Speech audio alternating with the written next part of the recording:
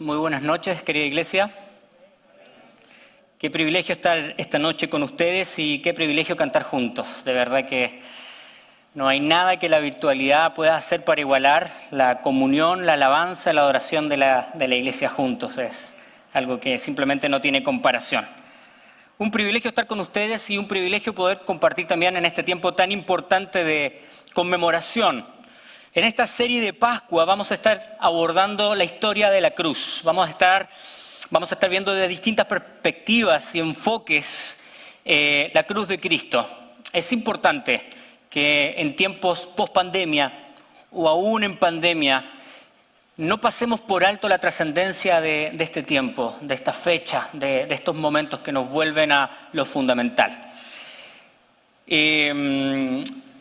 En esta primera noche vamos a abordar la cruz de Cristo como una historia de amor porque es lo que es. Nos preparamos para conmemorar el mayor acto amor conocido en la historia de la humanidad. Hoy jueves se lleva a cabo la Santa Cena. Históricamente, en el tiempo de Jesús, en sus últimas horas, un poco más tarde va a ser traicionado y va a ser detenido. Posteriormente va a comenzar la tortura.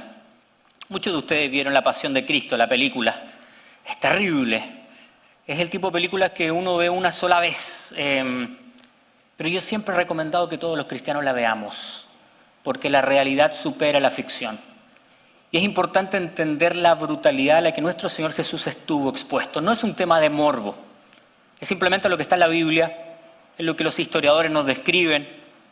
Y claro, verlo gráficamente nos escandaliza, pero la realidad debiese escandalizarlos. Quiero leerles, antes de sumergirnos en el texto de esta noche, algo de evidencia histórica. Los sumos sacerdotes entregaron a Jesús a sus propios criados para que se burlen de él y lo golpeen.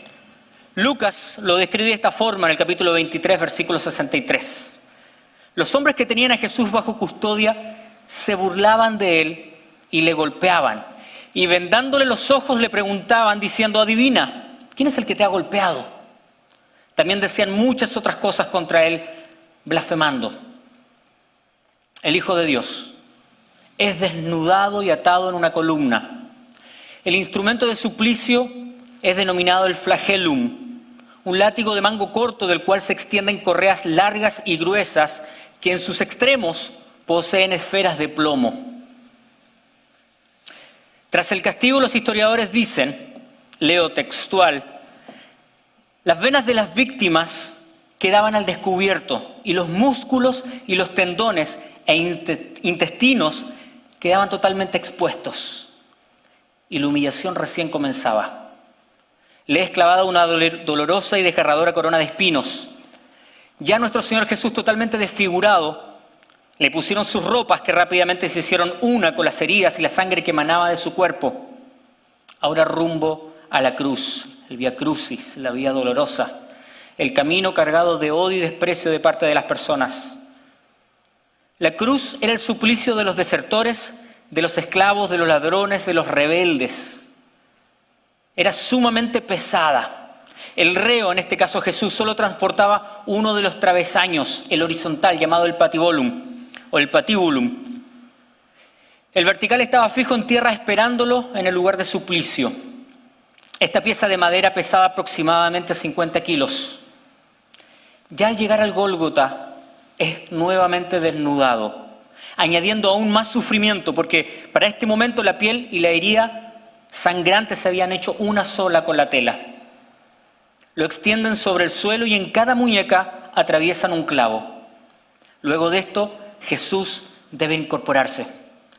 El patíbulo izado, fijándolo junto con él a la cruz, el cuerpo pende únicamente de las muñecas, hasta que un clavo atraviesa los dos pies cruzado que hacen que se fije la madera. En este contexto, un hombre colgado de las manos va experimentando una contracción muscular que ataca sucesivamente los antebrazos, los brazos y el tronco, desembocando finalmente en un tétano que se caracteriza por contracciones dolorosas de los músculos.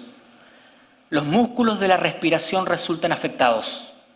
Los pulmones se llenan de aire que no pueden exhalar. El tormento consistía entonces para Jesús, en que cada vez que inhalaba debía incorporarse sobre los clavos que atravesaban sus pies, el dolor era tan insoportable que se dejaba nuevamente colgar por sus brazos, hasta que la asfixia una vez más lo obligaba a incorporarse para poder respirar. Esto, sin olvidar el tremendo dolor, la fiebre y la infección que ya se está produciendo por las heridas de los azotes que impiden que el condenado pueda descansar la espalda en el madero. En medio de este sádico castigo, los soldados romanos se comienzan a repartir las ropas de Jesús sin siquiera esperar a que él muera. A la desnudez y a la vergüenza añadimos los continuos insultos de una multitud enardecida por el odio. Pero a pesar de todo este tormento, Jesús cayó. Y entre las pocas palabras que en la cruz se le escucharon, fue una oración. Y no una oración por él ni por su dolor. Él dijo: Padre, perdónalos, porque no saben lo que hacen. Hay quien diría: ¿para qué, Rolando? ¿Para qué ir al detalle? El detalle que ya todos conocemos y hemos escuchado muchas veces. ¿Cuál es el punto? Y el punto es precisamente no olvidar, querida iglesia. No olvidarnos lo que la cruz significó en lo físico, porque ni siquiera estamos hablando aún de lo espiritual que significó la cruz para Cristo. Olvidamos que ese era nuestro castigo, no el castigo de Jesús. Y olvidamos que este terrible acontecimiento fue un acto con un propósito. Y ese propósito tenía que ver con la historia de amor que pretendo relatarles esta noche. La crucifixión ahí en el Gólgota fue el clímax de una historia de amor. No cualquier historia de amor, por supuesto. La más grande historia de amor jamás contada en la humanidad. Ahora, este terrible acto de amor, ¿por qué y para qué? Vamos a entender en el texto en el que nos vamos a abocar esta noche que esto era necesario como acto de amor para salvación de la humanidad. E iremos a las propias palabras del Señor Jesús explicando por qué esto era necesario. Y vamos a ir al capítulo 3 de Juan. Y hoy vamos a profundizar en solo 6 versículos. La historia de amor hacia el mundo estalla, digamos, se evidencia con todo su esplendor en la Pascua judía, hace 2000 años atrás, porque Dios así lo determinó. Y se lleva a cabo precisamente en la cruz que acabamos de describir. El evento que describimos en esta historia fue tan importante que tuvo el poder de dividir la historia en dos, en todo el occidente, antes y después de Cristo. Es tan relevante y se encuentra resumido el contenido, el fundamento principal, en el texto más conocido y el primer versículo que aprendemos todos los niños en la iglesia, que es Juan 3:16. El primero que aprendemos. Porque es importante que desde niños entendemos acerca del profundo, incalculable e inmensurable amor de Dios. Pero lo hemos repetido tanto y hasta el cansancio que ha perdido sentido muchas veces para nosotros. Todos probablemente aquí podemos recitar de memoria Juan 3:16. Pero por lo mismo hemos perdido muchas veces conciencia de la profundidad y la trascendencia de este texto, de la revelación de este texto. Y para entenderlo correctamente en su contexto, hay que ir al contexto en el cual se da esta conversación de Jesús con Nicodemo. Jesús nos va a revelar con sus propias palabras en la conversación con Nicodemo, en 6 versículos, el corazón de esta historia de amor y también las consecuencias y las implicancias de su acto de amor por nosotros en la cruz del Calvario. Vamos a leer Juan 3, del versículo 13 al versículo 18. Acompáñenme a orar para que el Señor nos brinde luz esta noche. Gracias, Señor Jesús, por tu sacrificio en la cruz. Gracias por tu palabra. Gracias por este tiempo que nos permites reunir como iglesia, como hermanos, como comunidad, para poder conmemorar, recordar y darte gracias por tu sacrificio, por tu pasión, por tu entrega. Háblanos esta noche, Señor Jesús. Encomendamos nuestros corazones a ti, en tu nombre. Amén. Muy bien, sabemos entonces que Juan está escribiendo en este momento una conversación de Jesús con Nicodemo. Yo siempre me he preguntado de dónde sacó estos detalles tan íntimos Juan. Es difícil, de repente pensamos, Claro, tenemos toda la información en el Evangelio, en los 4 Evangelios, pero de parte de Juan particularmente, que conoce detalles tan íntimos como esta conversación, nos preguntamos de dónde estaba Juan. ¿Estaba escondido debajo de la mesa? Me encantó. Hay una serie que se llama The Chosen, no sé si algunos de ustedes la ven. Yo soy un fanático, se las recomiendo. Se descarga gratuita y la pueden ver completa. Ahí describen cómo se dio esta conversación entre Jesús y Nicodemo en la mesa, hablando a corazón abierto, y Juan escondido detrás de una muralla, haciendo callar a los otros discípulos. Shh, estoy escuchando, y anotaba la conversación. Me encantó porque algo así debió haber sido. Una conversación, un diálogo donde nuestro Señor Jesús simplemente está explicando a Nicodemo la razón del acto de amor que Jesús iba a llevar a cabo en la cruz. Versículo 13, vamos a ir por versículo. Jesús le dice a Nicodemo de forma enfática y categórica algo que es trascendente para la fe cristiana. Nadie, otra vez digo, nadie subió al cielo, sino el que descendió del cielo, que es el Hijo del Hombre. Hacemos una pausa en este primer versículo, querida iglesia, para que nos concienticemos respecto a la trascendencia de esta pequeña declaración, este único versículo que marca la diferencia del cristianismo con todas las religiones del mundo, que han habido, que hay y que van a haber. Todas las religiones del mundo plantean un camino, una fórmula a través de la cual el hombre intenta alcanzar a Dios, la salvación, la redención. Pero la fe cristiana, a través de las mismas palabras de Jesús, nos relatan que no se trata de nuestro esfuerzo, ni de nuestros méritos, ni de lo que podemos hacer, sino del Dios mismo que descendió desde lo alto para venir a buscarnos, para alcanzarnos con su gracia y con su salvación. El autor David Platt, del libro Radical, comenta en una ocasión, describe una situación amistosa en la cual un hinduista, un budista y un cristiano están conversando. Y en un intento conciliador, en un corazón ecuménico, tratan de plantear de que todas las religiones llevan a Dios. Y está muy de moda, el universalismo promueve esta idea. No solamente a través de Jesús o de lo que enseña el cristianismo, hay otros caminos para llegar a Dios, para llegar al cielo. Pero David Platt no puede aceptar esta mentira, porque es una mentira. Cualquier cristiano bíblico entiende que el único camino, la verdad y la vida es a través del Señor Jesucristo. Él es el único camino. Nadie puede llegar al Padre sino a través de Jesús. Por tanto, puede ser muy conciliadora, muy amistosa la conversación. Un cristiano de verdad no puede aceptar esta mentira, porque con esta mentira condena a millones al infierno. Y David Platt plantea: lo que ustedes están planteando de que todos los caminos conducen a Dios es como si Dios estuviese en la cima, en la cumbre de una montaña, y cada uno con su religión está haciendo un esfuerzo sobrehumano por llegar a la cumbre y alcanzar a Dios. Exactamente, dicen ellos. ¿Y qué pasaría si Dios desciende Él mismo de la cumbre y baja? No nosotros subimos, sino Él baja y desciende para venir a buscarnos y salvarnos para llevarnos al cielo. Uf, dicen las otras religiones. Eso sería magnífico. Bueno, responde David Platt, esto es precisamente lo que dice la Biblia que Jesús hizo. El Dios, el único Dios, descendió a través de la persona del Señor Jesús para salvarnos y traernos salvación gratuita.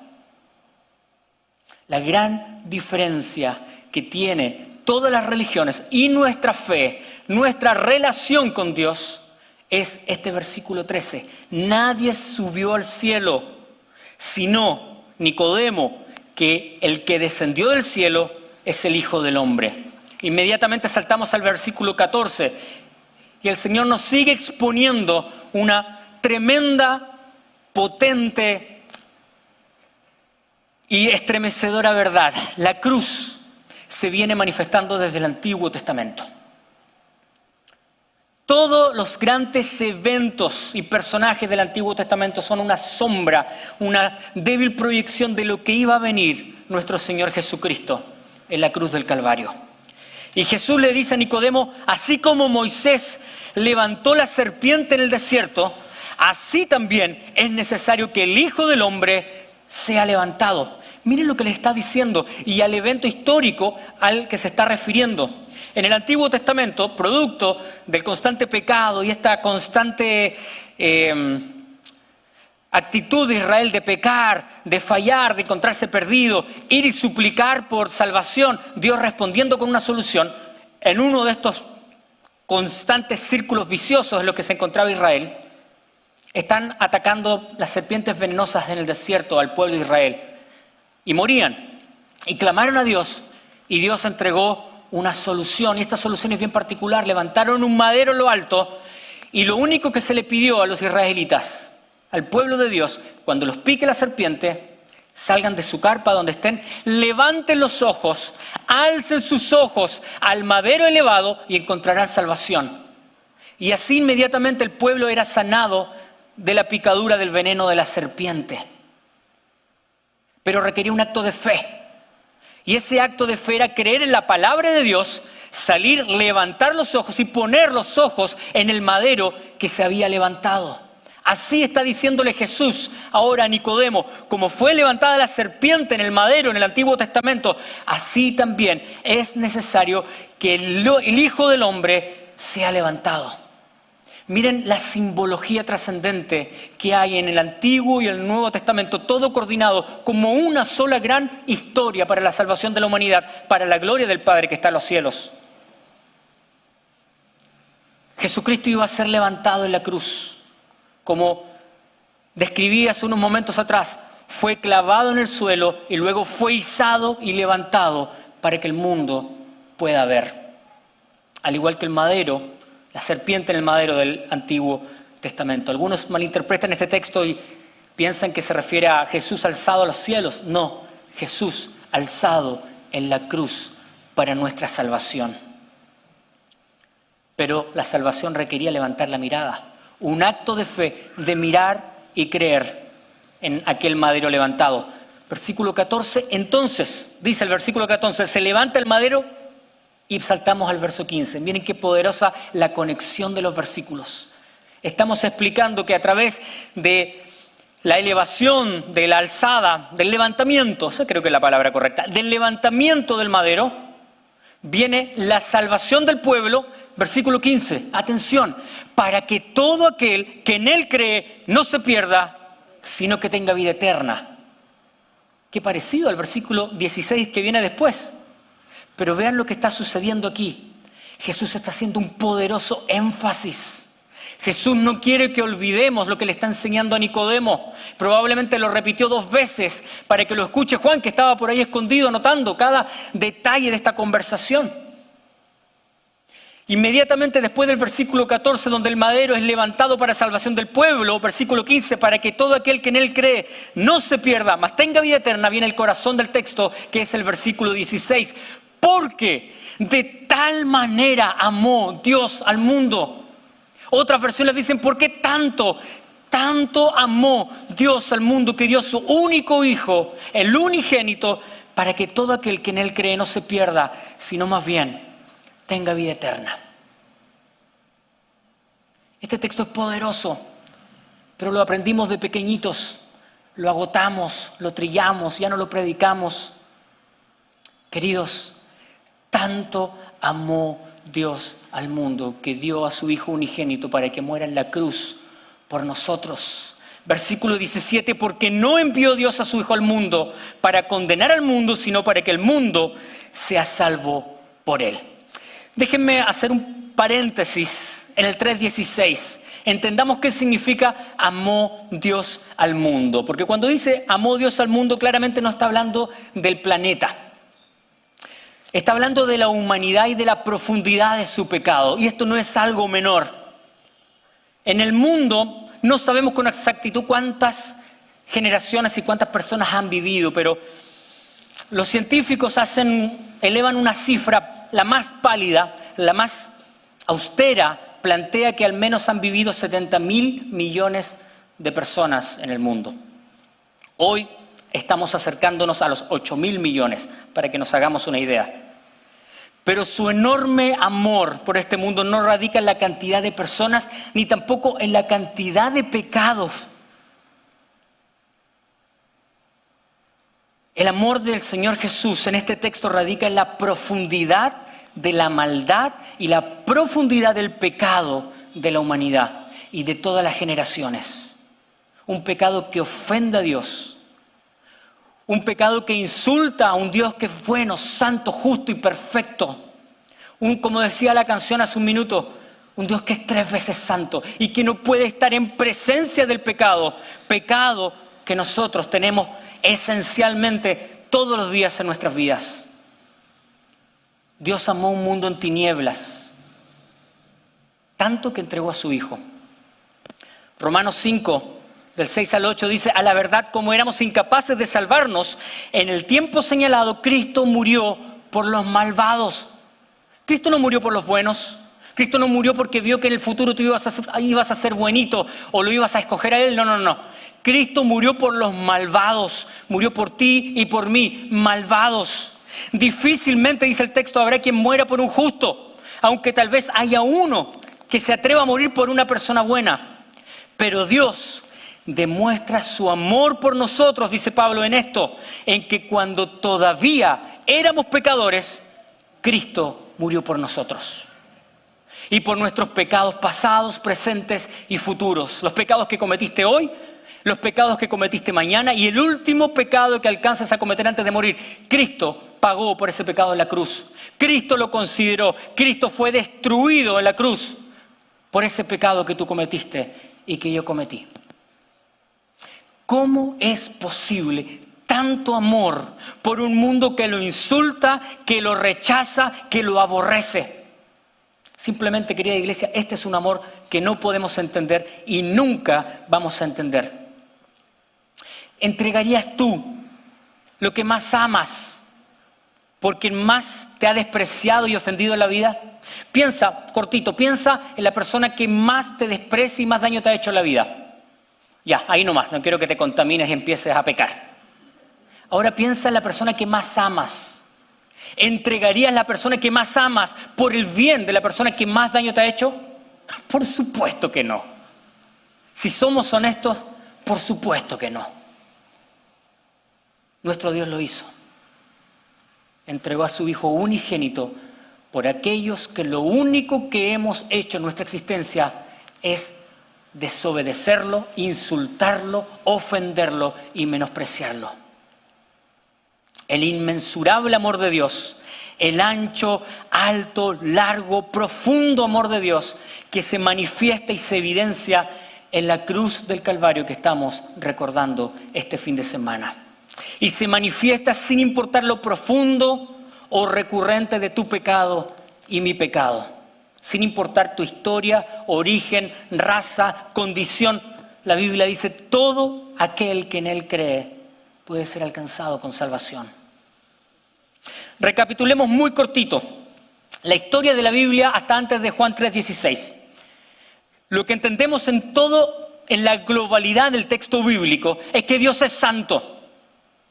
Dios es santo, santo, santo. Dios aborrece el pecado, no tolera el pecado, no puede estar en presencia del pecado. Y nosotros somos criaturas llenas de Él, de continuo al mal, con una depravación total que nos lleva a pecar y ofender a Dios constantemente. Él, siendo santo y justo, debe condenar y destruir el pecado con justicia perfecta.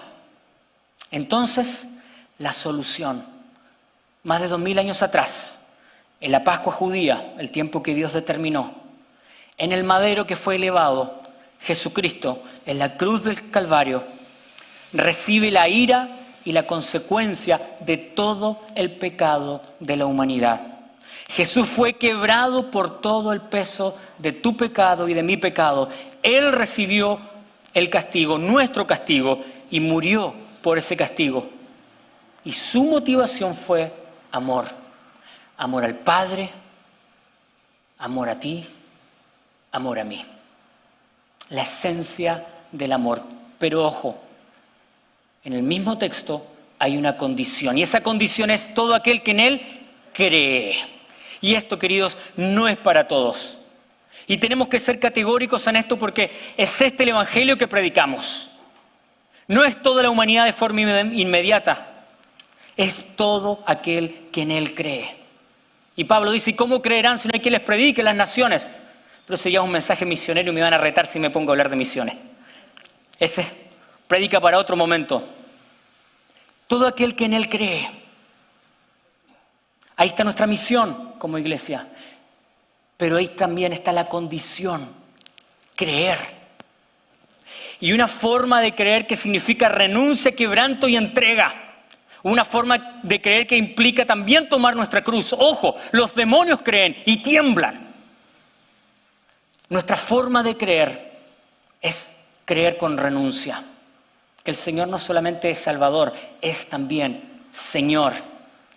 Este es un llamado de salvación universal, pero exclusivo. El cielo, la salvación, la eternidad de Dios es para quienes creen en su Hijo. La salvación fue efectivamente gratis para nosotros, pero no para Jesús. A Él le costó hasta la última gota de su sangre. Tampoco se trata de cuánta fe tengas. Y aquí hay un problema común que surge en nuestras iglesias. No se trata de cuánta fe podemos desarrollar. En el mundo hay personas con mucha fe, pero no fe en Dios, no fe en Jesús, no fe en la cruz del Calvario. No se trata de cuánta fe tengas, sino en qué depositas tu fe. Estaba de novio, me acuerdo, con mi actual señora. Yo estaba en Chile, ella estaba en Argentina, y yo le decía, te voy a ir a ver pronto, aunque tenga que irme en bicicleta. Cruzar la cordillera de los Andes en bicicleta es lo más estúpido que pude haber hecho. Por supuesto no lo hice. Porque yo podía tener mucha fe en mi bicicleta, pero la vida y la realidad no depende, no está condicionada a la cantidad de fe que yo tenga sobre algo, sino sobre qué deposito mi fe. En el caso de viajar y cruzar la cordillera de los Andes, la forma más segura es un avión. Bueno, no para los uruguayos de la película esta que todos vimos, pero el mecanismo más seguro estadísticamente es cruzar en avión. Da lo mismo si yo no le tengo nada de fe al avión. No depende de la cantidad de fe que yo tenga, sino en que la deposito. La fe es inútil, aunque sea muchísima, si es que no está depositada en aquello que amerita que depositemos nuestra fe. Y a menos que nuestra fe sea exclusivamente en nuestro Señor Jesús, es una fe inútil y una fe muerta. No basta con creer en Jesús y tener fe además en algo más. Es solo Jesús.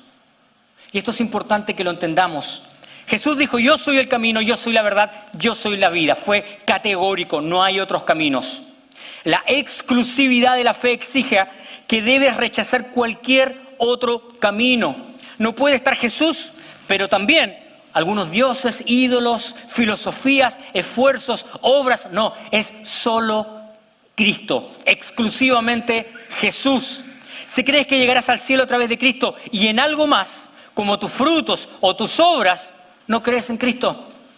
Tu fe es indigna de la cruz. Has menospreciado el sacrificio de Jesús en la cruz. Cristo, la cruz de Cristo es suficiente. No desmerezcamos el sacrificio de Jesús en la cruz. Si lo hemos hecho, si creemos que al cielo vamos a llegar a través de la fe en Jesús y en algo más, tenemos que arrepentirnos porque hemos pecado. Los católicos creen en la fe y en las obras.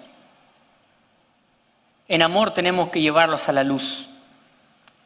Muchas veces el catolicismo plantea que, y he escuchado este ejemplo, si vas al cielo en un bote, por ejemplo, y tomas el remo de la fe y comienzas a remar, no vas a llegar a ningún lugar porque vas a empezar a dar vueltas.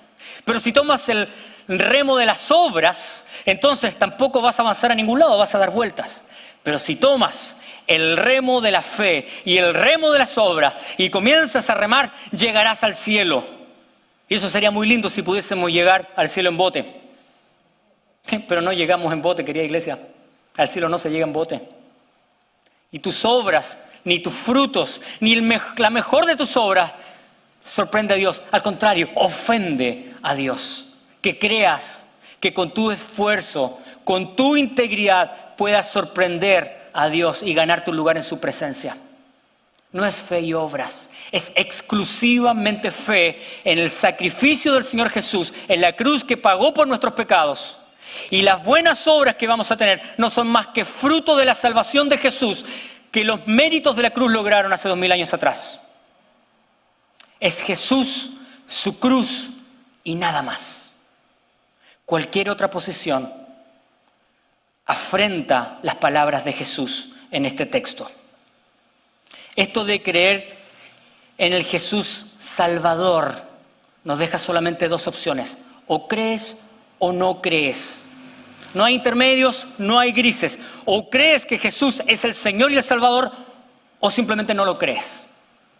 No hay tibieza, no hay grises, no hay puntos intermedios. Y aquí cierra el texto y la conversación que voy a abordar entre Jesús y Nicodemo con Juan 3:18. El que en él cree no es condenado, pero el que no cree ya ha sido condenado, porque no ha creído en el nombre del unigénito de Dios. La cruz, querida iglesia, es un acto de amor, es una intervención en la historia para invitarnos a creer en su amor. A comienzos del siglo pasado, y con esto estoy terminando, una autora británica se hizo muy famosa. Fue la primera mujer que se graduó de la Universidad de Oxford, importante, y se graduó con honores. Un reconocimiento histórico a la primera mujer que se gradúa de Oxford con honores. Se hizo famosa por escribir novelas de misterio, fíjese. Escribió una saga de novelas donde el personaje principal de estas novelas de ficción era Lord Peter Wimsey. Era una especie de Sherlock Holmes para los que les gusta Arthur Conan Doyle, o una especie de Hercule Poirot, que está famoso hoy en día en los libros de Agatha Christie, un investigador brillante. Pero este era descrito en el libro como un aristócrata inglés, brillante, sensible, sofisticado, bueno, elegante, guapo. Peter Wimsey fue descrito como el hombre ideal. Y la misma autora reconoce que en algún momento se comenzó a enamorar de su propio personaje de ficción, de su propia creación. Y tras una saga muy exitosa, donde los libros se vendían muchísimo, ella decide cerrar la saga de libros con un último libro. Y en este último libro, el investigador Sir Peter Wimsey no logra descifrar un asesinato y tiene que buscar ayuda en una consultora. Y esta consultora, a través de la cual está buscando ayuda, curiosamente era una autora británica. Y curiosamente fue la primera mujer graduada de Oxford, con honores. Y que además se había hecho famosa por escribir novelas de misterio. ¿Les parece familiar esta descripción? Esta última novela de esta autora fue una historia de amor. Y fue una historia de amor donde ella intervino en su propia historia. Ella se mete en el último cuento, en la última novela. Y la novela cierra de esta forma. La autora le ayuda a resolver el caso a Lord Peter Wimsey, se enamoran, se casan y son felices para siempre. Todo porque la autora de esta creación ficticia intervino y volvió esto una historia de amor. Querida iglesia, así como la autora de este libro, el autor de la vida decidió intervenir en nuestra historia hace 2000 años atrás. Intervino el autor de toda la creación, intervino a través de la persona de Jesús y nos trajo un mensaje: los amo. Y no vino a traer un mensaje en palabras, sino un mensaje revelado a través de hechos en la cruz del Calvario, aquello que describimos en un inicio. Dios decide revelarse. Y Juan 3:16 nos cuenta esta historia de amor, en la cual el Dios detrás de la creación entra a la historia para comenzar una relación de amor con nosotros y amarnos con amor eterno. La única condición para que esta relación de amor se consolide es creer. Tenemos que creer. Jesús intervino en la historia hace 2000 años atrás, pero ha seguido interviniendo en la vida de miles y de millones de personas. Y querida iglesia, también quiere intervenir esta noche en nuestras vidas. El Señor no deja de intervenir. Jesús está seduciendo y conquistando como un novio apasionado a su iglesia, a su novia. Está interviniendo constantemente en la vida de miles, extendiendo una mano amorosa para comenzar esta relación de amor eterno. Dios quiere que a través de la cruz podamos ver su regalo de amor, su expresión de amor eterno. Lo único que tenemos que decir es: sí, Señor, acepto. Y esta noche me encantaría hacer algo especial. Solo En el amor de Cristo encontramos descanso, querida iglesia. Y esta pandemia ha sido larga, ha sido dolorosa, ha arrebatado gente hermosa de entre nosotros. Y muchos de nosotros enfriamos nuestra fe. Hemos olvidado nuestro primer amor. Y es tiempo de volver a los pies de Cristo. Es tiempo de volver a mirar la cruz como la miramos en un comienzo. San Agustín de Hipona dijo, fuimos creados para Dios. Nos creaste para ti, oh Dios, dice San Agustín. Y nuestra alma no haya descanso hasta que descansa en ti, en el amante. Yo quiero descansar en sus brazos. Lo único que tienes que hacer para descansar en los brazos del novio amoroso que entregó su vida por ti es rendirte ante su amor y rendirte ante la cruz de Jesús. La historia de la cruz es una historia de amor. Los consejeros y los líderes de la iglesia quieren orar por ti, quieren orar por la iglesia, quieren acompañarte en este proceso amoroso de venir a los pies de Jesús. Queremos orar juntos. No sé si el tecladista me puede acompañar para que podamos orar, porque me gustaría invitarte a que esta Pascua no sea un año más. Esta Pascua es distinta. Estamos saliendo o tratando de salir de una pandemia muy difícil. Yo no sé si tú ya le has entregado tu vida y tu corazón al Señor Jesús, al Jesús de la cruz. Pero ¿por qué no considerar esta Pascua como el inicio de un proceso, de una relación de verdad con tu verdadero amor, el Señor Jesús? Aquel que nos promete amor eterno, aquel que entregó su vida por nosotros. Pero ojo, hay que creer, hay que quebrarse, hay que rendirse a los pies de la cruz. Este amor no es incondicional. En este sentido, para iniciar la relación con Él, hay que creer, hay que rendirse, hay que venir a los pies de la cruz. Y luego ese amor va a ser incondicional, te va a sostener todos los días de tu vida hasta el otro lado del cielo. Pero tenemos que quebrarnos. Nos gustaría orar por ti, invitarte aquí adelante y oremos juntos como iglesia, como comunidad, unirnos en oración. Pero antes de invitarte a pasar, quiero invitarte a que inclines tu corazón, ahí donde estás. Vamos a orar juntos.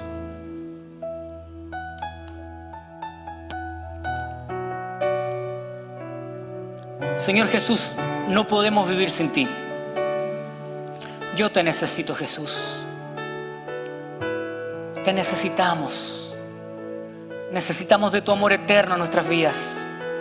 Señor Jesús, reconozco que he pecado y te he ofendido una y otra vez. Reconozco que en la cruz hay perdón y hay salvación. Señor Jesús, te reconozco no solo como mi Salvador esta noche, sino como el Señor de mi vida.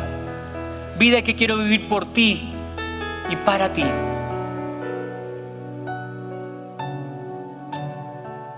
Queremos orar y si quieres hacer una confesión de fe y si nos permites orar por ti, quiero invitarte a que pases aquí adelante. Los consejeros, los pastores, los líderes de la iglesia quieren acompañarte en este proceso. Queremos orar juntos. Y mientras estamos con la cabeza inclinada, quiero invitarte a que si el Señor te está invitando a una relación eterna, pasa aquí adelante y oremos juntos. Si estás en casa, en la transmisión, ponte en una posición de sumisión y rindámonos ante nuestro Dios, ante nuestro amante, Jesús, nuestro Salvador. Si estás aquí y quieres renovar tu compromiso con Jesús, porque se ha enfriado tu fe y tu relación, te invito a que pases aquí adelante, oremos juntos. Juntos, como iglesia, somos la novia de Jesús. Caminamos juntos hasta el final, hasta que lleguemos al otro lado del cielo. No voy a ser majadero ni voy a insistir mucho con esta invitación. Si quieres que oremos por ti, te invito a que pases aquí adelante. Vamos a orar juntos.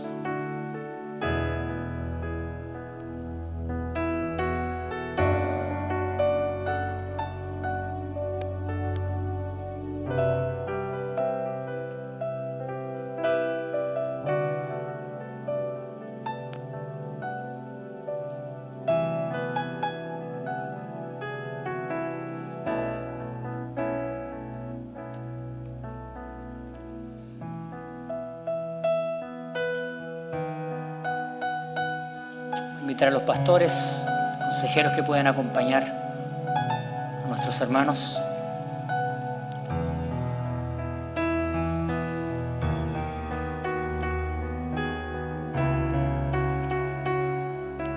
Vamos a orar juntos. Señor Jesús, reconocemos que no es por obras.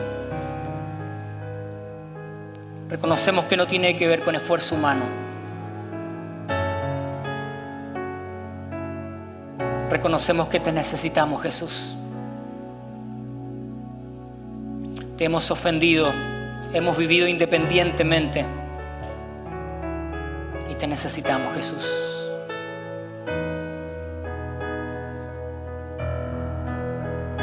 Como iglesia venimos delante de ti y reconocemos tu sacrificio en la cruz. Reconocemos esta noche que tú eres el camino, tú eres la verdad, tú eres la vida. Señor, reconocemos que nuestras vidas te pertenecen. Oramos en tu nombre, Jesús, reconociendo que solamente y exclusivamente en ti hay salvación. Oramos en tu nombre, Señor Jesús, autor y consumador de nuestra salvación. Amén y amén. En ese mismo espíritu seguimos orando y adoramos a nuestro Señor.